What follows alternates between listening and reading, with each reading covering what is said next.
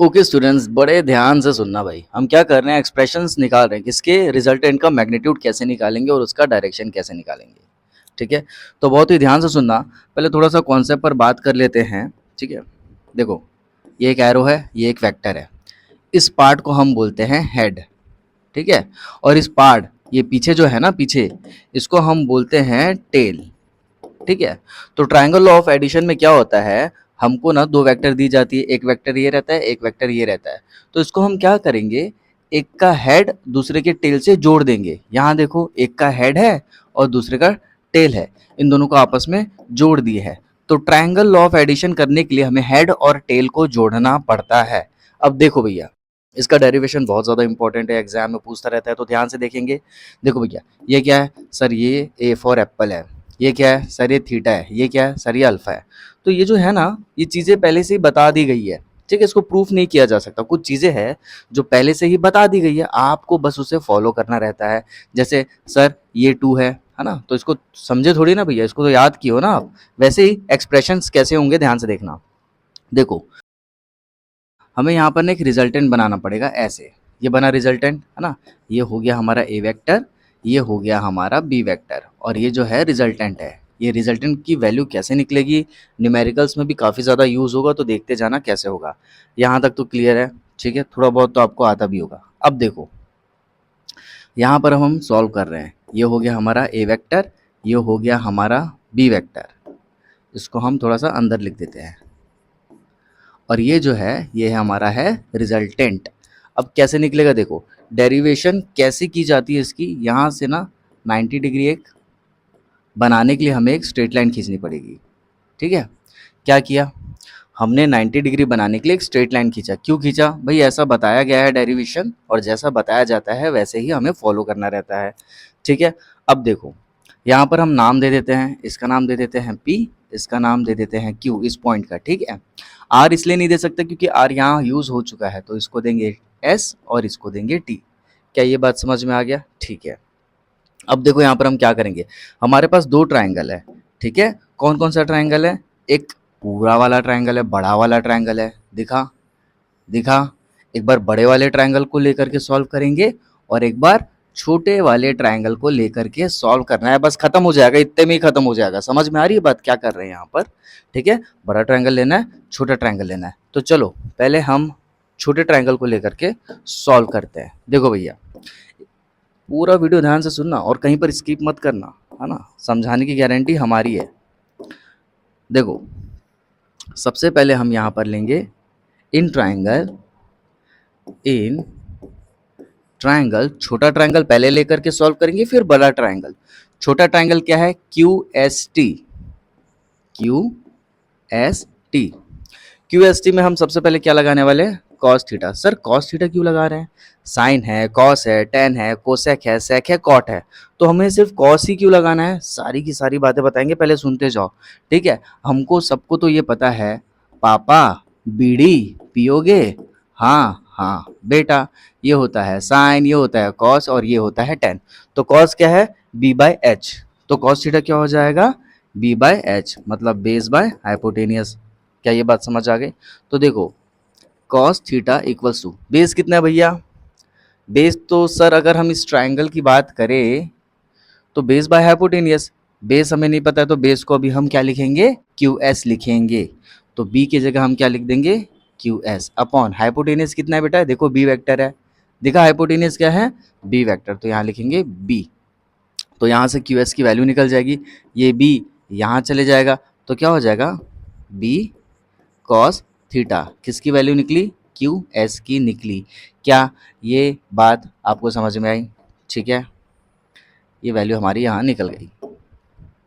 क्या ये बात समझ में आ गई? सर QS ही क्यों निकालेंगे, सारी बातें बताएंगे, पहले सुनते जाओ, पहले सुनते जाओ। ठीक है, इसके बाद अब हम निकालेंगे साइन थीटा। सर हम साइन थीटा ही क्यों लगा रहे हैं, इसको पहले निकालने दो, उसके बाद हम बताएंगे कि यही दो वैल्यूज क्यों निकाल रहे हैं। पहले तो इतना ध्यान रखो, पहले कॉस निकालेंगे फिर साइन निकालेंगे। ठीक है, साइन क्या होता है देख लो वहाँ पर, परपेंडिकुलर बाय हाइपोटेनियस, है ना। तो साइन थीटा परपेंडिकुलर कितना है भैया, परपेंडिकुलर है TS अपॉन हाइपोटेनियस क्या है, अगेन है B। तो B यहाँ चले जाएगा, तो क्या हो जाएगा, बी साइन थीटा निकला टी एस का वैल्यू। क्या ये बात समझ में आई? यस सर, ये बात समझ में आ गई। अब बता रहे हैं कि ये कॉस और साइन क्यों लगा है। देखो भाई, जब हम बड़ा ट्रायंगल लेंगे, जब हम बड़ा ट्रायंगल लेंगे तो बड़ा ट्रायंगल लेंगे तो P से Q तक की वैल्यू हमको पता है, वो क्या है, A है ना। लेकिन हमको QS नहीं पता है, QS नहीं पता है, क्योंकि बड़ा ट्रायंगल लेंगे तो पूरा लेंथ लेना पड़ेगा, ये पूरा लेंथ लेना पड़ेगा। और अभी हमें पता नहीं है कि QS क्या है, इसीलिए हमने कॉस लगाया, ताकि ताकि ताकि हमारा QS निकल सके। और QS क्या निकला, B cos थीटा। तो यहाँ लिख देंगे B cos थीटा। क्या बात समझ में आई? मतलब कॉस लगाएंगे तो नीचे वाला निकलेगा। अब देखो भाई, बड़े वाले ट्रायंगल में टीएस हमको पता ही नहीं है, तो टीएस निकालने के लिए हमने लगाया साइन।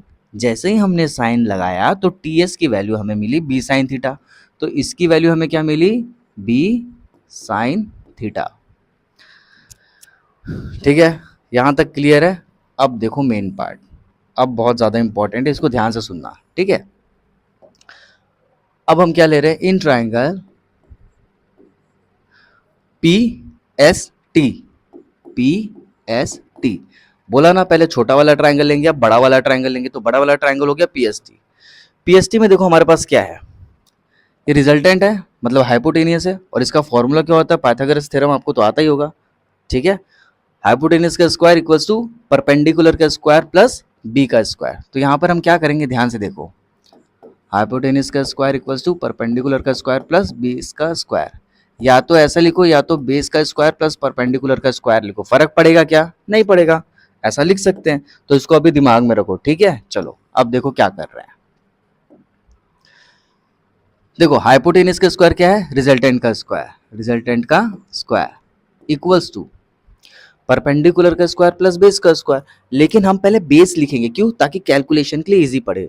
ठीक है, बेस क्या है यहाँ पर, बेस है हमारा पी एस, होगा ना पी एस पूरा बेस। तो यहाँ लिखेंगे पी एस का स्क्वायर, लिखे प्लस ये परपेंडिकुलर क्या है, टी एस का स्क्वायर, टी एस का स्क्वायर। ठीक है, अब देखो आर का स्क्वायर करेंगे तो आर स्क्वायर आएगा इक्वल्स टू पी एस क्या है हमारा, पी एस है हमारा ए, देखो ना, P Q plus Q S, P Q plus Q S, यही हो जाएगा हमारा पी एस। ठीक है, ध्यान से सुनना है, बहुत इंपॉर्टेंट है। अगर हमें पी एस चाहिए तो हमें पहले पी क्यू तक जाना पड़ेगा, फिर क्यू से एस तक जाना पड़ेगा, है ना। बात समझ में आ गई? तो यहाँ पर हम लिखने वाले हैं पी क्यू कितना है, ए है, पी क्यू कितना है भैया, ए है, प्लस क्यू एस कितना है, बी कॉस थीटा। तो प्लस ही तो होगा ना, बी कॉस थीटा। क्या ये बात समझ में आई? ठीक है, अब टी एस का स्क्वायर करेंगे, टी एस की वैल्यू क्या है यहाँ पर, बी साइन थीटा। तो ये प्लस है तो प्लस, टी एस है बी साइन थीटा का होल स्क्वायर। ठीक है, ये बात समझ आई? अब देखते जाओ, r square equals to a plus b whole square का फॉर्मूला लगेगा, a square plus b square plus two a b. तो ए स्क्वायर मतलब ए का स्क्वायर प्लस ये पूरा टर्म हमारा क्या है, बी है। तो बी का स्क्वायर करेंगे तो बी का भी स्क्वायर होगा, कॉस थीटा का भी स्क्वायर होगा। मतलब इस टर्म को अगर हम स्क्वायर करेंगे तो यहाँ पर बी का भी स्क्वायर होगा और कॉस थीटा का भी स्क्वायर होगा, जिसको लिखा जाता है कॉस स्क्वायर थीटा। प्लस ए स्क्वायर प्लस बी स्क्वायर हो गया। अब टू ए बी लिखेंगे, टू ए क्या है, ए ही है, और बी क्या है, बी कॉस थीटा है। समझ में आ गया? प्लस बी साइन थीटा का स्क्वायर करेंगे तो आएगा बी स्क्वायर साइन थीटा का भी स्क्वायर, जिसको बोलेंगे साइन स्क्वायर थीटा। समझ में आ गया? अब देखो भैया, यहाँ पर भी बी स्क्वायर है हमारे पास, कहाँ पर, ये, और यहाँ पर भी बी स्क्वायर है। तो इन दोनों टर्म को हम साथ में लिखेंगे। तो साथ में लिखने पर क्या मिलेगा हमें, r square equals to a square plus b square cos square theta plus b square sine square theta. मिलेगा कि नहीं? जो लास्ट में बचा उसको लास्ट में लिख दो। मतलब बचा क्या, two a b cos theta बचा, two a b cos theta. अब देखो इन दोनों से हम बी स्क्वायर कॉमन निकाल सकते हैं, हाँ निकाल सकते हैं। तो क्या आएगा, ये r square equals to a square plus b square common निकालो भैया, तो क्या बचेगा, ये बचेगा cos square theta plus sine square theta b square common निकल गया, लास्ट में क्या बचा, 2ab कॉस थीटा। आपको पता ही होगा कि sign square theta plus cos square theta क्या होता है, 1 होता है ना। 10th क्लास में तो हमने पढ़ रखा है। तो ए square plus cos square theta plus sine square theta ये हो गया 1, तो 1 इंटू बी स्क्वायर आएगा B square plus 2ab cos theta. क्या ये बात आपको समझ में आई, क्या ये बात समझ में आई? अब देखो क्या कर रहे हैं, last step, r equals to a square plus b square plus 2ab cos theta. Sir r square था, यहाँ पर आपने आर लिखा, ये जो स्क्वायर है ना बेटा, आर एच एस में जाके क्या बन जाएगा, रूट बन जाएगा। ठीक है, क्या ये बात आपको समझ में आई? ठीक है, तो ये हमारा मैग्नीट्यूड निकल गया। किसका मैग्नीट्यूड निकल गया, रिजल्टेंट का मैग्नीट्यूड निकल गया। ठीक है, कोई डाउट?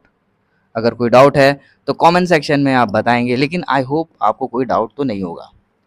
ये हमारी वैल्यू बहुत ज़्यादा इंपॉर्टेंट है। अब आगे देखते हैं। देखो आर तो सर हमारा ये निकल गया है ना। कॉस के बारे में पहले कुछ चीज़ें समझ लो यार।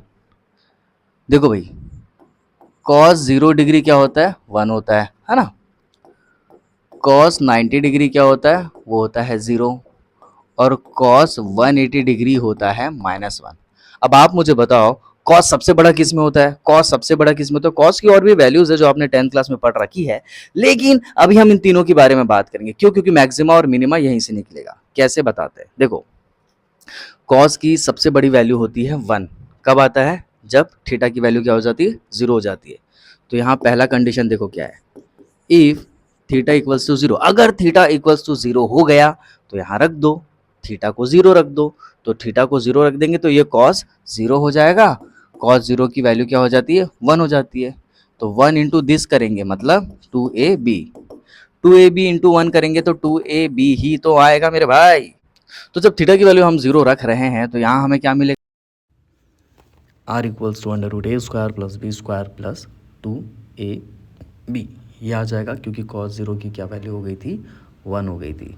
ठीक है, तो यहाँ पर हम सेकंड शुरू करने से पहले ये देखो, पहला जो था वो मैक्सिमम वैल्यू थी। क्यों?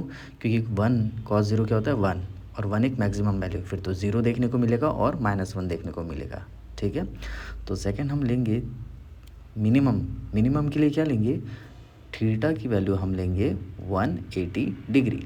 ठीक है, क्योंकि कॉस 180 डिग्री हमारा होता है -1। ठीक है, अभी फ़िलहाल के लिए इतना बस ध्यान में रखो। थिंक माइक का कुछ इशू था, तो यहाँ देखो मिनिमम में हम क्या रख रहे हैं, थीटा की वैल्यू 180। कैसा पता चला, क्योंकि 180 डिग्री में क्या होता है, -1, -1 सबसे छोटी वैल्यू होती है। तो थीटा की वैल्यू जब हम 180 डिग्री रखेंगे तो कॉस 180 डिग्री क्या होता है, -1 होता है। तो यह क्या हो जाएगा, माइनस में आ जाएगा। ठीक है, आगे बताएंगे, ज़्यादा टेंशन मत लो, अभी इतना ही सीखना है। अब देखो, if theta equals to 90 degree, अगर 90 डिग्री हो गया तो ऑब्वियसली वाई एक्सिस ऐसा होगा, एक्स एक्सिस ऐसा होगा, ये क्या होगा, 90 डिग्री बनाएगा। ठीक है, परपेंडिकुलर की बात हो रही है। अगर थीटा यहाँ 90 हो गया तो क्या होगा, देखो भैया कॉस 90 डिग्री क्या होता है, 0 होता है। कॉस 90 डिग्री कितना होता है बेटा, 0 होता है। तो यहाँ पर क्या हो जाएगा, r equals to under root a square plus b square plus 2ab cos 90 degree. और कॉस 90 डिग्री 0 हो गया मतलब ये पूरी टर्म 0 हो गई, है ना, क्योंकि 0 में कुछ भी मल्टीप्लाई करेंगे तो सब 0 हो जाएगा। तो r equals to under root a square plus b square. ये रिजल्टेंट आपको ध्यान में रखना है। ठीक है, आई होप आपको ये चीज़ें क्लियर हो गई होगी।